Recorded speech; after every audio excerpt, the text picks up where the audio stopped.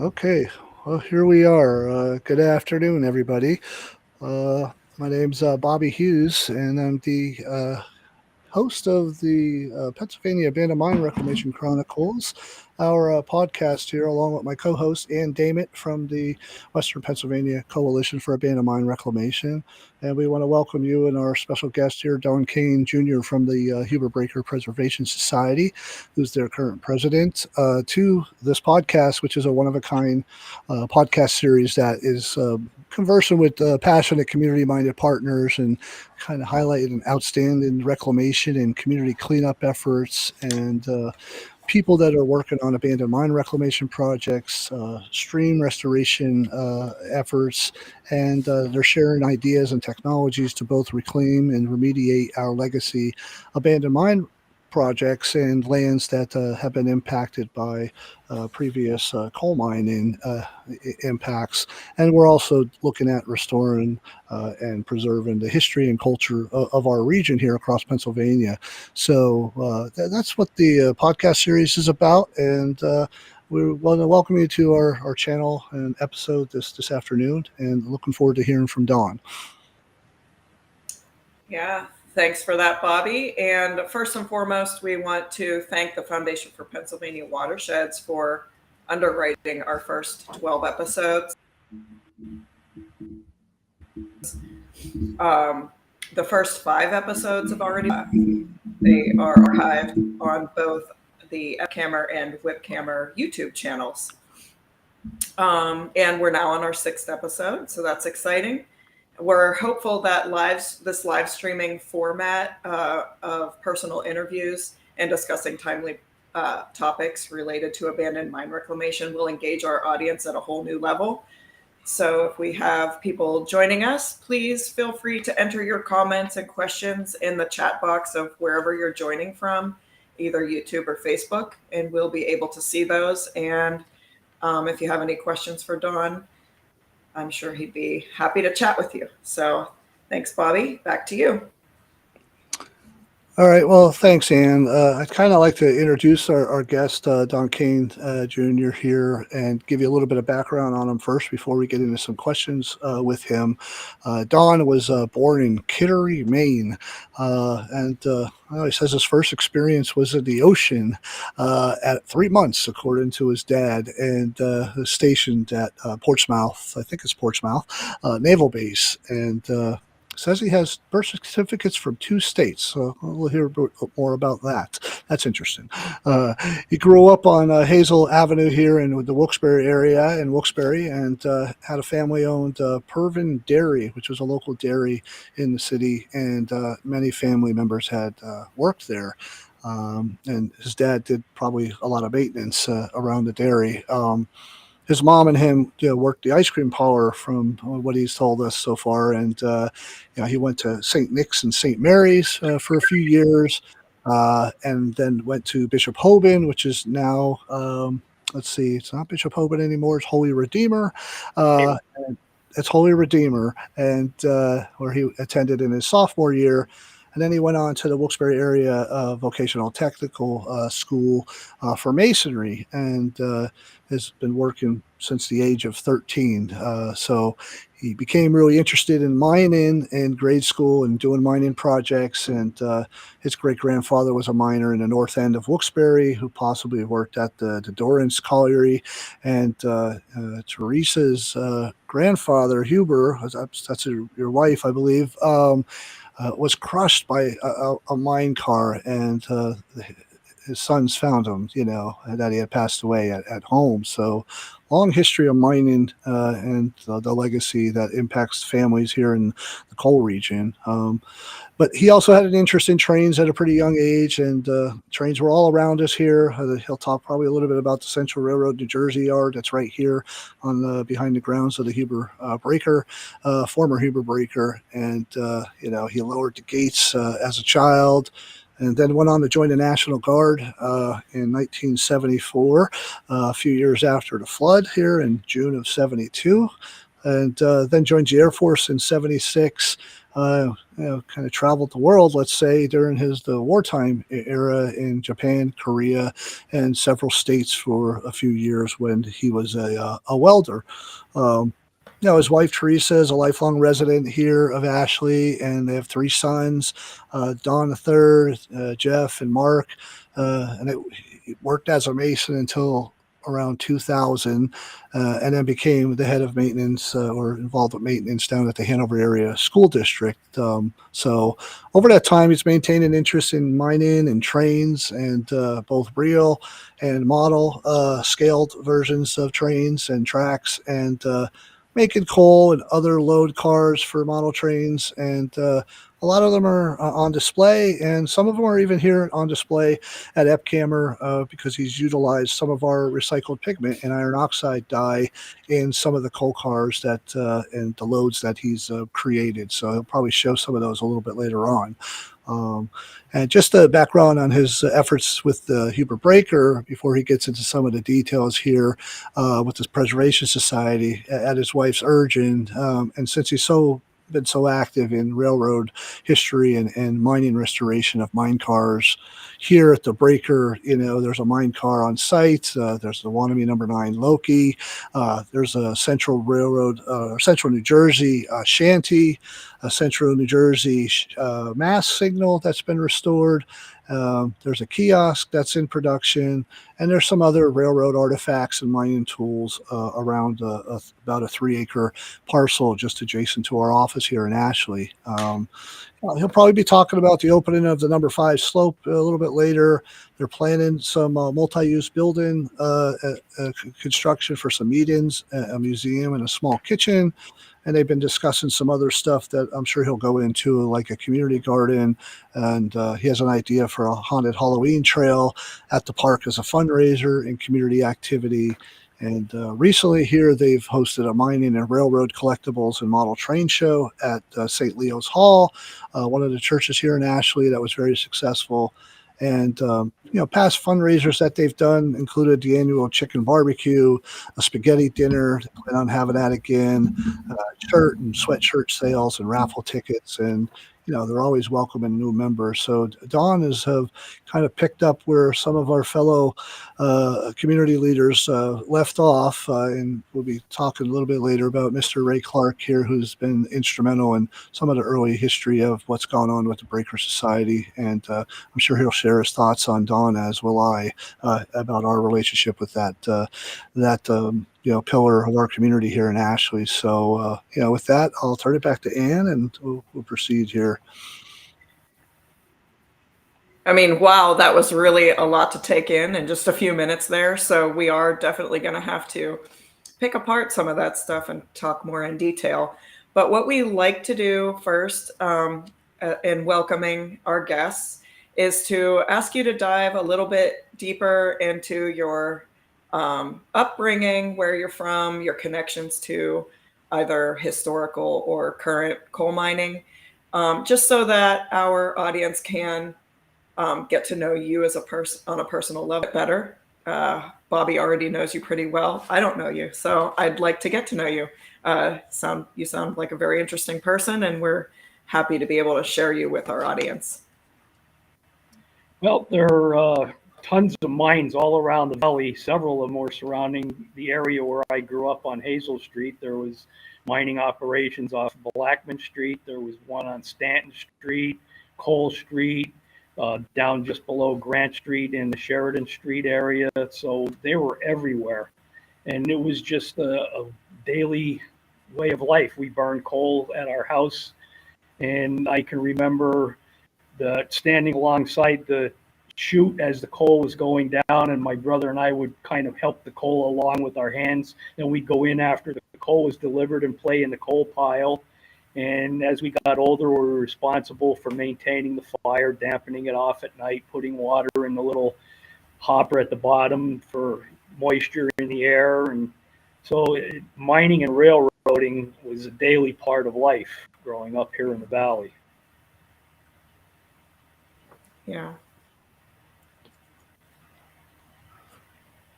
That's you're sharing a lot of what many of our past speakers have talked about, and generally they've had some connection directly to the coal communities in which they grew up, and there's a lot of shared experience that are very similar that we hear.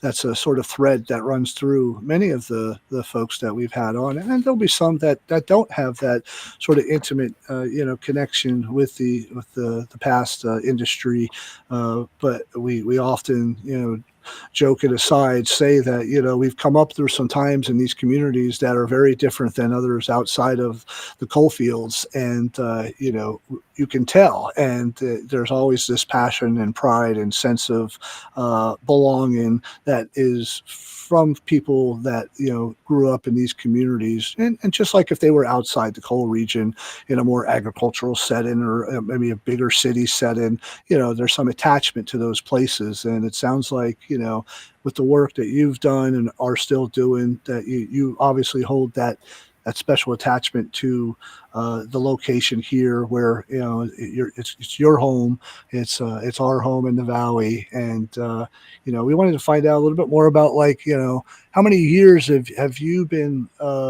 involved in working with the Breaker Society, or how did you kind of weave your way into working with some of the volunteers and historic amateur, preservationists and historians from the area, and pretty much if that relationship started with Mr. Clark or others before him, and what do you think about the legacy of that man and your efforts to pick up and fill some shoes there? And I know you've worked alongside him for a number of years, as have I.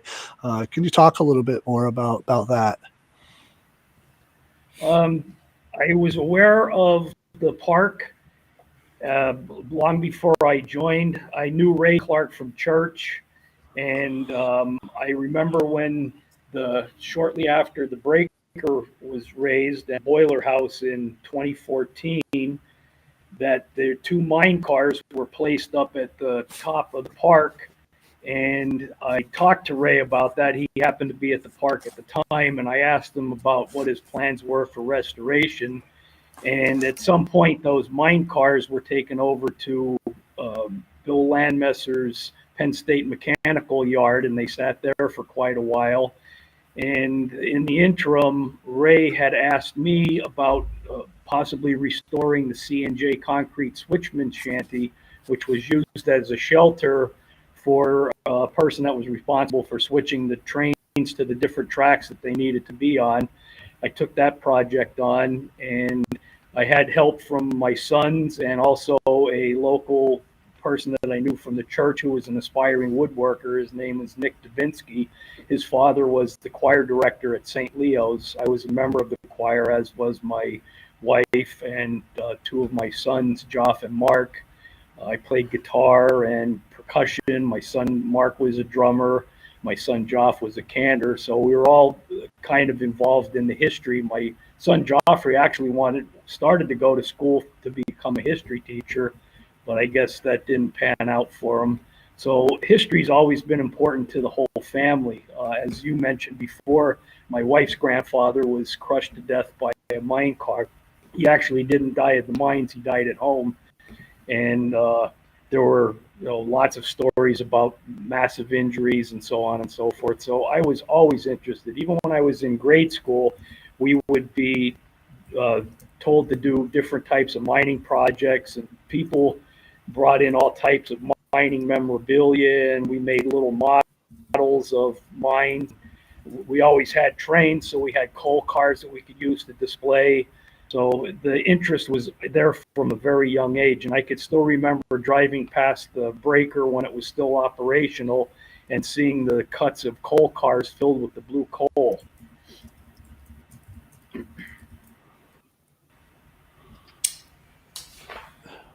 Cool. Yeah. Go ahead, Bobby. Oh, well, we've also noticed that, in your efforts to, do the work in the yard, you've had a lot of help from a number of volunteers and just other historians and just, I think, people that have a liking for the history of the mining here in the region, particularly the anthracite. And your background in just your masonry and welding seems to have really, come to the forefront with a lot of the efforts over there. So, can you touch on just like the examples of some of the types of work that you've been able to do that was from your earlier trades that you picked up? Because I think that that's something that even some of the youth here in the region, if they're, as they're looking to go to school or they're looking to go to college or even just pick up trades, what the value in is of that effort of the that you took while you were at the Votech school and your work in masonry, that some examples of what you did over there that could show some, maybe some youth that are looking to get into those types of trades, what could be done and what you've done over there. Well, for example, the Switchman shanty, which was made completely out of concrete, had a lot of structural damage, and that needed to be repaired, and that entailed making short sections of forms and patching in the broken part, working from bottom to top, moving the form up to the next level, and so on until you got to the top, and then it had to be smoothed out and try to match the existing finish as close as possible. And I did have quite a bit of help from my two sons and Nick Dubinsky, because all the framing, the window frames and the door frames, all had to be built from scratch. And I was really honored that Ray Clark thought enough of me to ask me to even get involved. And that also led to future picks as far as the CNJ mass signal, which Ray's nephew George Clark started working on in his spare time on weekends and after work, and his job took him away from that, so my wife and I took over and ended up painting it. And I had my former dentist Lisa Koch, her son Declan, he helped me. He cleaned all the hardware, the nuts and bolts and everything, because they were all rusted. So it's nice to be able to see that people are still interested, even young people. It's not people that grew up like that. There are young people that are actually interested in preserving and getting involved with preserving the history.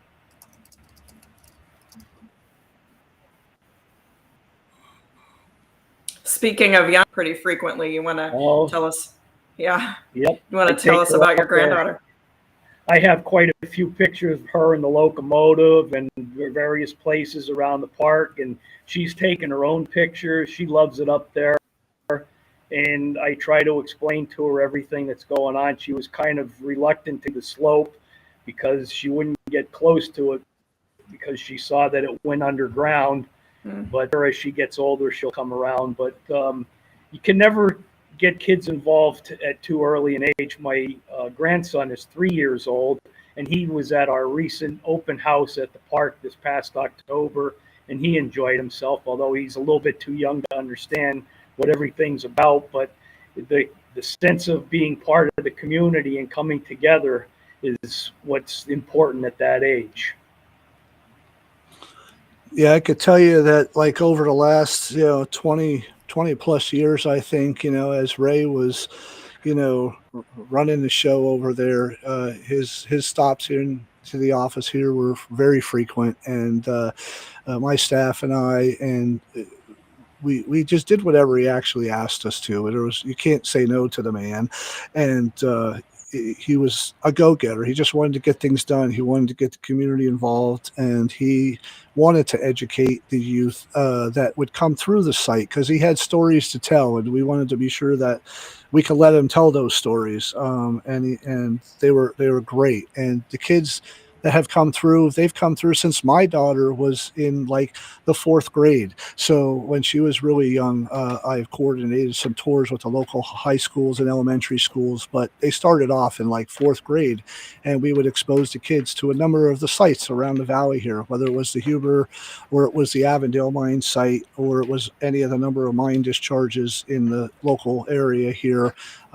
When it came to doing anything at the park, Mr. Clark was there to like really get the kids engaged, and they loved hearing from him and hearing the stories. And some a little frightening, some a little like they couldn't imagine doing that kind of work.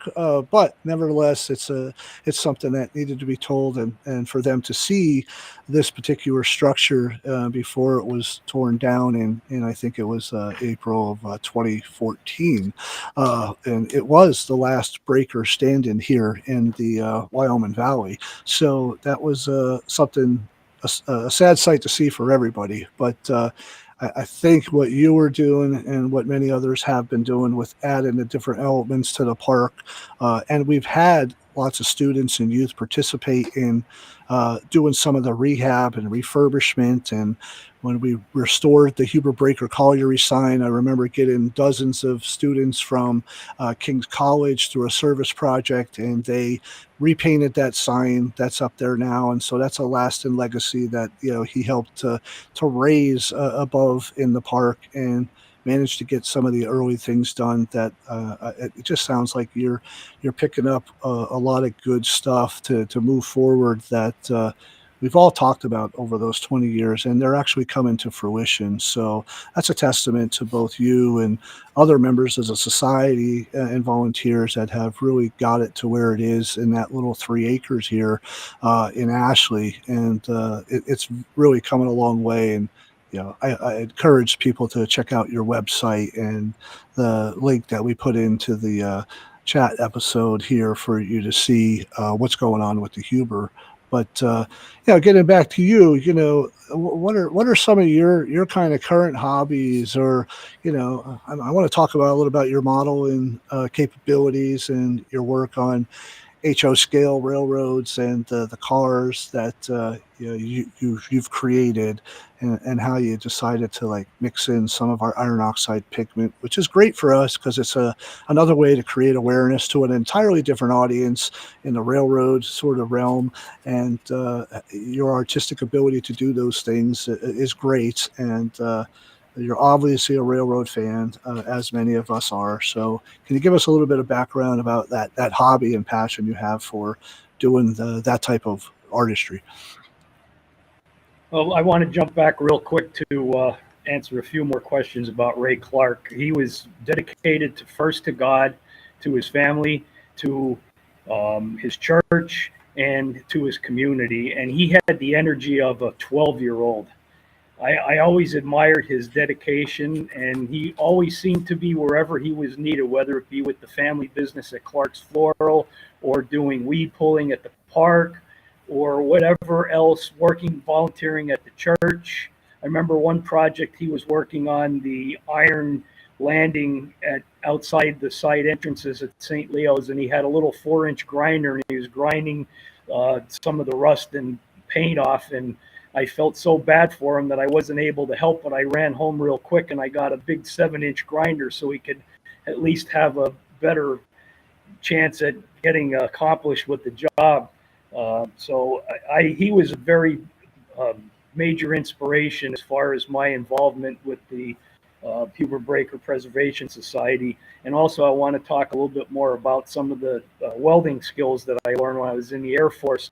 That helped greatly when I worked on restoring the mine car. And I also had help from somebody that you know pretty well, Adam Zwolinski. He helped me when we first got the car delivered to the garage at St. Leo's. And we hoisted the mine car up from the bar joists because it had no wheels on it. It was just dropped off from a rollback. And then we attached legs to it to keep it suspended while the work was being done. And my son Mark helped with a lot of the welding and grinding. A lot of metal was bent and crooked, and that had to be straightened out. And then my son Donald, after the work that was much we could do inside, he used his truck and a trailer that we borrowed from the Hanover School District to take the mine car over to the park, and we took it down to the site where it would be had finished assembly done. And that was done by former member Matt Stegora, myself, Nick Dubinsky, and I believe my son Mark was there at the time. We assembled the bottom frame with the wheels and placed that on the track.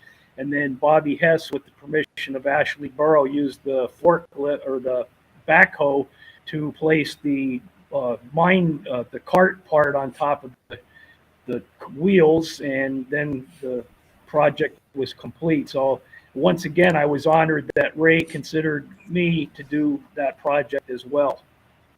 Um, and getting to my hobbies, as a kid, I loved to hike, ride bikes, did a lot of camping, exploring, a lot of the old mining remnants that were on the mountain just behind Kmart on the other side of 81, going up towards Pine Run Road.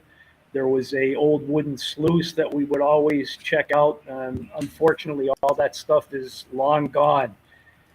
Other hobbies include guitar playing, singing, bass guitar, percussion. Two of my brothers were drummers, and my son Mark is a drummer. We were very involved with the St. Leo's Choir years ago. And my wife Teresa was also in the choir. I was always involved in model trains as a young kid because my father put trains around the tree every Christmas. So that just grew. My brother and I would make an HO layout down in the basement every year, and it would be a different one. When we had it all the way we wanted it, we would take it all apart, bring it upstairs and set it up, and then wait for the tree to be put on. So my interest in trains goes way back. As I said, they were all around. And then several years ago, I was involved in a train forum, and we were doing model train cars as a fundraiser to sell for all the members in our group. And in 2011, I believe, the car that we picked was a coal car. And we were dealing with a company out of Northumberland called Weaver Models that was, I think, the only manufacturer of O-gauge model trains left in the United States. And I was the obvious choice to be the representative to go down there because it's in Northumberland, a little over an hour away from here. So they lost their source for coal loads. The man that was making them from down in Nescahoning, I believe it was, had passed away. And I started experimenting with different ways to make coal loads. And it led to a little side business. And I was actually doing them for people all over the world at one point. So I have a couple examples of some of those loads that I used to make. This is a ore car that would have been iron ore, which was used all over, especially even here in Pennsylvania. And some of the dyes that I used to make these ore loads was taken from the pigments that Epcammer collects from the acid mine runoff here in the valley. So it's recycling on a completely different level. And then this is a blue coal car. This was a fantasy car that was made by Kane in the late 90s. And I made the blue coal load for this as well. And this is made from the actual dye that was used to dye the blue coal here at the Glen Alden Blue Coal Facility in Ashley. And I was given a coffee can full of that dye, and that'll probably last me for the rest of my life. And this is another type of coal load. This would just be regular black anthracite, which did also come out of here. Not all the coal that was made here, processed here in Ashley, was dyed blue. So this would have just been a standard coal load. And this would represent coal that was filled in the car from 3 separate chutes at one time. And that's why it would be piled up like that. And this is a CNJ car. And this would be one of the cars that would have been routinely filled here in Ashley. And this is made by the Atlas Model Railroad Model Company out of New Jersey, although this was probably made in China. As I mentioned before, the only company that actually made the model cars was Weaver Models. This is another Weaver model. This one's from Weaver, and this is a woodside gondola, and they used during the wars so that they could save on metal. So they would make the sides and anything else that they could. This represents a load that would have been from a train wreck where rails would have been destroyed, ties would have been damaged, and ballast, other dirt, and everything else that would have been mixed in with the cleanup process, been dumped into these gondola cars and then hauled away. And then the other cars would have been brought in with new rails and ties and other things. So that's about the extent of my hobbies. Wow. Yeah. Can you, just for those of us that aren't from the anthracite, Eastern Pennsylvania, can you tell me a little bit more about why the coal was dyed blue? I didn't. You're cut out. I didn't hear the whole question. Why did they dye the coal blue? I've actually not heard about that. It was basically for marketing, but it also helped out to keep dust down. Coal dust is very explosive and flammable. So in the days of steam locomotives with sparks and cinders coming out of the exhaust of the smokestack, there were actually incidents where coal cars would catch on fire. So when the dye was mixed with water, and I'm not sure if there was any other chemicals put in with it, it would actually coat the top of the coal and help to keep down the dust. So that's the reason. That's one of the reasons. Okay. And also the Reading Coal Company used to dye their coal red. And there were other companies that dyed it gold and orange. Okay, so it could be a proprietary type, so the coal didn't get... Right. Yeah, there was lots of stories about why different coal companies would use different marketing ploys and tactics, so that if coal was being like even stolen off of coal cars or coal barges, and they were stopping off at the bar or something, on their way down the valley, that if somebody knew about it, there would be like barroom fights over, what are you taking the coal off of my car for? We know that that's blue coal. Or you could tell because of some of the marketing techniques that were used by some of the industry during that time. So it's pretty interesting. Yeah, thank you. Okay, that makes sense. And I see you got a comment from John Welsh about possibly building a 2-scale railroad layout of the Huber complex. And so has that been done already, or would you be interested in doing that? Oh, that's one of my goals. That CNJ black hopper that I showed was donated by a friend of mine who now lives in New Hampshire, I believe. He was originally from here in the valley, and he's a big railroad fan. And I told him that I wanted to collect all the different coal hoppers that service this facility and build a model of the Huber breaker and also the CNJ shopyard. And I believe I have enough evidence in photographs, and there are actually blueprints that still exist from the breaker itself. So it's a large-scale undertaking, but it has been. There is a model railroad club down in Bethlehem called the Lehigh and Keystone Valley Model Railroad Club, and they're HO, and they made a scale model of the Huber breaker and also the power plant with the concrete stack, which is the only thing that's left visible of the old blue coal facility. Okay. And they're down on Linden Street in Bethlehem. Okay. Very cool. That sounds pretty interesting. So that's, like a passion of yours is, the small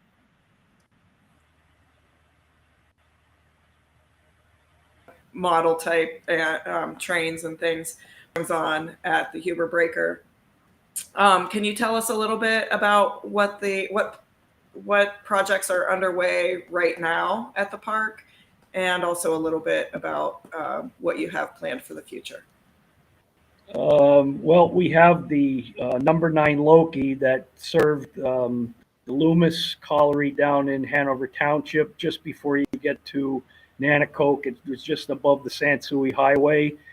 And it also worked at Wanamie. Then it was sold to a historical preservation site in New Jersey. From there, it went to Iowa, and from Iowa, it went to Grand Rapids, Michigan. And one of our former members, Matt Stegora, brought up the possibility of trying to bring it back to the Valley, if not to Wanamie, where it spent its last years operating, at least to the park. And through the help of Representative Eddie Day Pashinsky, we applied for a LSA grant and were able to bring the engine back from Grand Rapids, Michigan, and place it on rails in the park. And a couple of years ago, we had a pavilion built. That was through another LSA grant to cover the Loki while it waits further restoration. The goal is to eventually get it to full operation under steam. And the ideal scenario would be to be able to run short excursions from one end of the park to the other at the lower end where it's flat. But I don't think I'll ever see that in my lifetime. No. Oh, don't say never. Hey, Don, one other thing I wanted to see if you could mention, because I don't know if it's still an active fundraiser for the society or not, but Ray and I started this paver park effort to get people who have an interest in, getting their family name maybe onto a paver. And you might not know this, but the pavers actually come from R.I. Lampus outside of Pittsburgh. It's a company that does pavers that are permeable, and they are made out of iron oxide that Bob Hedden from Hedden Environmental provided to their company, and they put the iron oxide pigment into the pavers. And so we put that together as a green kind of infrastructure project years ago here at the park, and people can get their logos, get their names up to a certain character limit. But maybe, Don, if you've continued that effort, because I know you've picked up some pavers here recently and continued what Ray and I used to collect from anybody and everybody who wanted to put their name, on the walkway going into the park where one of the memorials is located on the breaker. Is that still an active effort that is underway with the society? Absolutely. In fact, I just installed, I can't remember, there was 8 or 9 more pavers this past summer that people ordered through social media and word of mouth and other ways of getting the word out. Yeah, it's definitely still an active fundraising project, and it's a good way to support the Breaker Society efforts. Okay, good, because I think that I used to call it Buy a Brick, and it was a paver effort, and I just quickly searched, and it sounds like it's still on the website, so I put a link in there if people want to follow up with you and order some pavers. So I hope they'll continue to do that to support the society's efforts. Yeah, there was a bit of a lapse. The owner of the company had passed away, and his sons decided to keep the business going, but it was probably a good 6 to 8 months of a time lapse in between getting it going again. So we had a couple different orders in the interim, and we put them together so that I actually drove down to the place in Mechanicsburg to pick them up so we could save on shipping. And it's a little day trip for my wife and I. Yeah, ironically, the gentleman that passed away I believe it was Al Skelly, and Al Skelly had worked as a partner in Skelly and Loy, and Skelly and Loy is one of our larger construction companies and organizations that works on abandoned mine reclamation projects and has done that for decades. So Al was a part of that initially, and then went to work with the paving company down there that made the pavers, and so. It's came sort of full circle, and we were sorry to hear about his passing, but it's good to see that effort to add different pavers into the park is still continuing. So that's a good thing. One of the things we want to mention here is, as Ann was talking about what might be underway right now, so what's happening really in the park these days or in a more immediate future. And, what do you see? Do you see any kind of chance of this park becoming a gateway maybe to future development on the backside of the breaker grounds where some other company has purchased the property of the former breaker property, and there's rail access and things. So can you update folks on what's happening there, or what are some of the things you have planned going forward? Well, we had money left over from a grant from several years ago, and one of our plans to use that money was to put property, and we hired a contractor, Berdaric Excavating, to do the grading around the fence area. And in the meantime, Carol Kite from Valley Distributing purchased the Blue Coal property, and through a grant that she applied for, she had a company put the fence all along the western border between the Blue Coal property and the park property. So that saved us a substantial amount of money. We had a bid from one fence company for about $39,000 to just install the fence. That didn't include grading.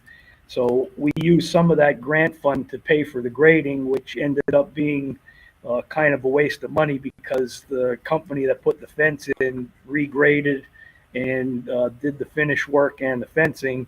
So we had fencing that was donated from Earth Conservancy that became redundant because of this new fencing project that was also put in behind the Earth Conservancy office building. And that and other fencing that we had donated from the new Luzerne County Transportation Hub down on Penn Ave, we were able to put fencing on the border between the Earth Conservancy office and us, which also includes an emergency gate entrance to the park. So that was done by one of our members, Leo Cesaric, and myself this past summer. And I think we spent maybe a total of about $600 or $700 on the materials that we didn't have enough of for piping, for corner posts and things of that nature, ties and some paint, because we had a section of fence that was donated that was already black. So we wanted to go down to a point where it wouldn't be visible anymore and make sure that the fence matched up into that point. So after the fence was installed, then Leo and I painted as well to match. And we also had reconstruction of one of the concrete block planters up along Main Street that was falling down. That was completed this past year, but we're waiting to get some more soil to put in to add plants because it was nothing but a cesspool for weeds. And we spent several days just pulling the weeds out. So we want to put plants, so the more plants that you have, that less room there is for weeds to encroach. And then there was also a Boy Scout project to build a planter down on the middle level of the park, which is near where the Mass Signal, the T, and Mine Car are located. And that project was also completed this past summer. And it's a big improvement because it replaced a previous Boy Scout project that had fallen into disrepair and was overgrown with weeds and kind of falling apart. So it was a big improvement there. And the big event that took place this past summer, or actually it was postponed until the fall, was the opening of the Knife Slope, which was the place where the coal was brought out from underground and sent to processing. Was originally slated to be opened up in June, and when slope opening was exposed, it was determined that the air wasn't safe to go any further, so the opening was covered again, and it was reopened for good this past October, early in October. Still a lot more work needs to be done. There is all the overburden that was pulled out from the filling in that needs to be moved, and there is a big pile of fill that was put on top of the concrete portal that's going to be moved.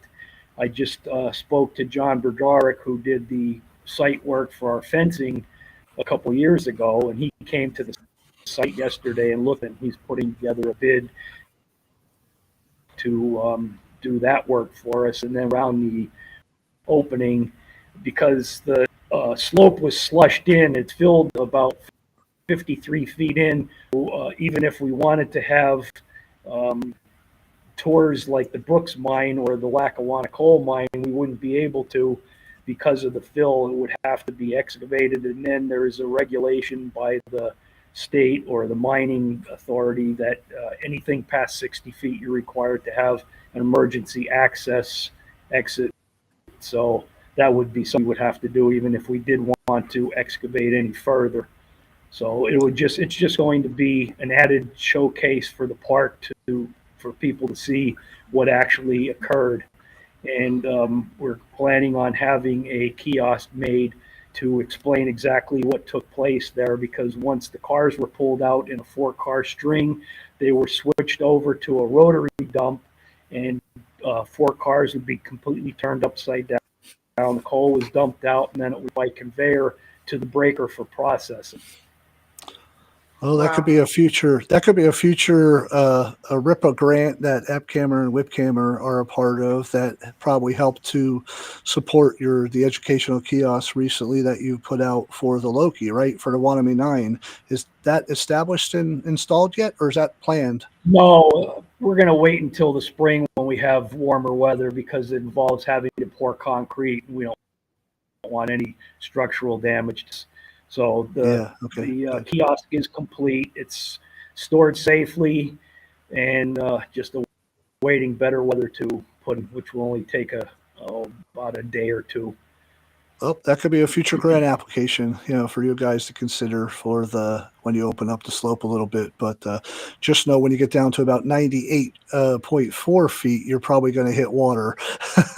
Yeah, we're aware because of that. Okay. Wow. Yeah, I mean, that's oh, go ahead. Chris Murley and I talked about that, about the water level, because there is what he called a kidney vein that is down below that links to a manway that is actually behind the office here. If I look outside the window, I could probably come close to seeing the location of that manway, but unfortunately, because of the water table, that's not accessible. Yeah, we've measured that as a part of our mine pool mapping efforts, and we know that water is a part of what is the discharge to the South Wilkes-Barre boreholes, and so we've done the mapping here at EPCAMR to show that there's a very large mine pool sitting beneath the valley here that does eventually discharge some mine water, but up in this location in Ashley, several miles away from the discharge, you're at the point at which the water is still a part of that particular discharge that flows out into Solomon's Creek in Hanover Township. So.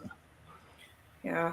What I'm learning from all this, I don't know a whole lot about the historical preservation of sites. And so I'm just learning here from you guys right now how complicated it is preserving the historical aspect at the same time you're doing environmental improvements and, just the intricacies involved there, keeping everything safe. And so we do have the question of what is the stability of the Huber breaker itself right now.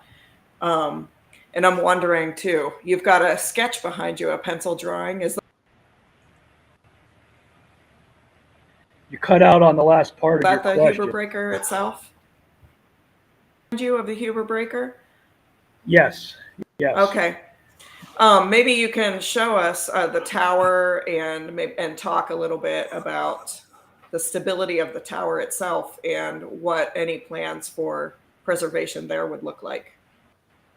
Well, as everybody knows, the breaker was raised in 2014, and the boiler house was the final nail in the coffin as far as demolition. The only thing remaining are a couple supports that are closer to the Family Dollar further north from the site here, and the smokestack that was used for the boilers that produce steam and electricity for the breaker facility and facilities in Sugar Notch and as far as Wilkes-Barre as well. I recently learned that electricity was shipped from the plant down to facilities in Wilkes-Barre and Sugar Notch. So it was both a steam producing plant and electricity that provided it for the breaker itself. The stack is in fairly good shape.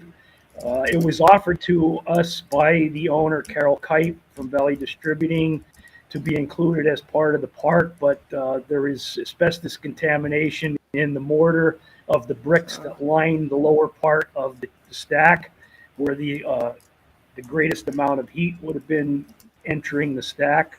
So it would be lined with what are called fire brick, and the asbestos was in the mortar pile at the bottom of the stack. Wouldn't require a whole lot to remediate, but asbestos remediation is very expensive and we don't have the funds to do that. She also offered the stack to the borough if we didn't want it, but they declined as well. We would gladly take it if the remediation was done or if grant money became available for that. That would be a great addition to the park. And we also discussed with the engineer that was doing the cleanup at the property at the time from Quad 3. I asked about including with that, if we did decide to take it, the additional piece of property that goes to Colville Road, which was another access to the blue coal site. And that takes the vehicles directly down to the bottom level where the concrete roadway is, that was down between the area where the slope is and the actual breaker itself. And that concrete roadway still exists.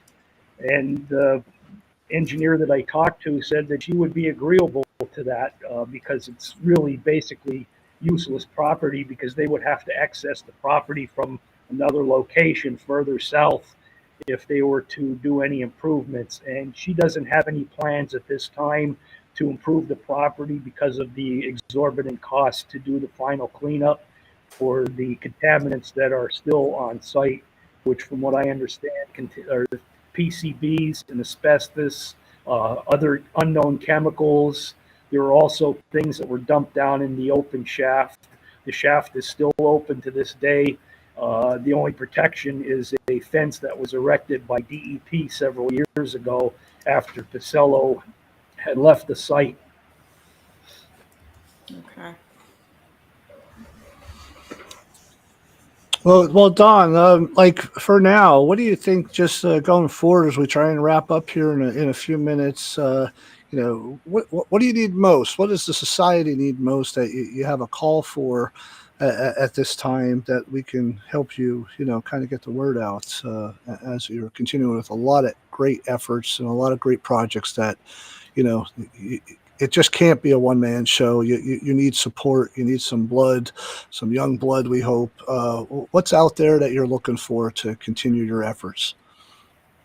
Members, and a lot of young members that can do the hard work, the manual labor. I'm going to be 70 in a couple months, and I don't know how much time I have, how much strength I have left. I was just finished up at St. Leo's Church, and I'm still in pain. So we need a lot of young members. We need involvement from the community, which with this proposition that I put out for a community garden seems to be garnering some interest. We have a woman who is involved with the Penn State Extension, a master gardener that is going to attend our December meeting and see if we can bring this community garden project to fruition.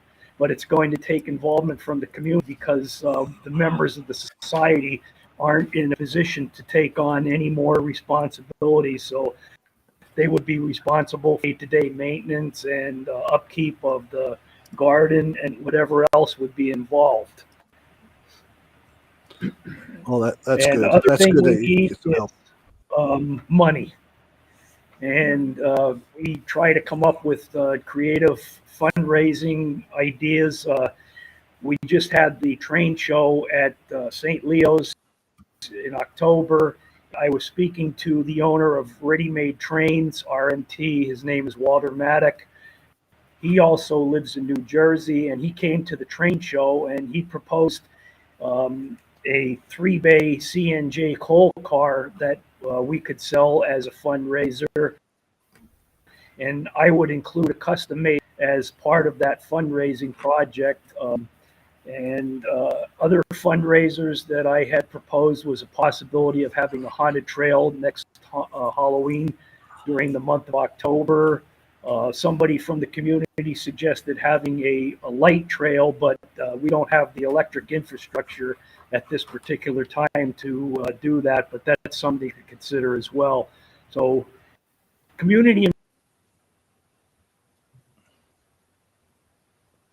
community involvement, more members. is very important. Yeah. Well, I've been really impressed with all of the things you have planned and all of your hobbies and just the vision you have for all of this. But I guess we should have asked this before, but in all of this,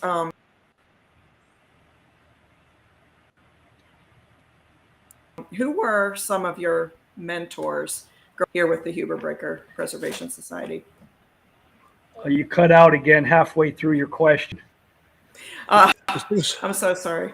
Sorry, who was a mentor? Like who was one of your mentors maybe growing up that kind of got you in this direction? Or the only mentor I had was my father. I mean, he was one of the maintenance people at Pervin Dairy when I was growing up, and I was over there all the time. I would go out on the road with him when he went to different dairies in the area, and I would always watch whatever he did as far as remodeling our house. I was involved as much as possible. I would take it upon myself to grab those that he had and hammer and nails and build things. So he was my inspiration as far as guiding me toward the construction phase. Well, as we wrap up here, maybe our one last question is like, what kind of vision do you see for maybe teaching of our anthracite coal mining history and preservation at the site, locally and or regionally? What do you see as you try and sum it up here as we begin to close up the episode? Well, we're in the process of planning a multimedia, multi-purpose building a little further down from the Loki Pavilion. We have about $90,000 right now that will get us site prep and a foundation in for the building that we are proposing. And we want to have that as a museum and an education center, also meetings.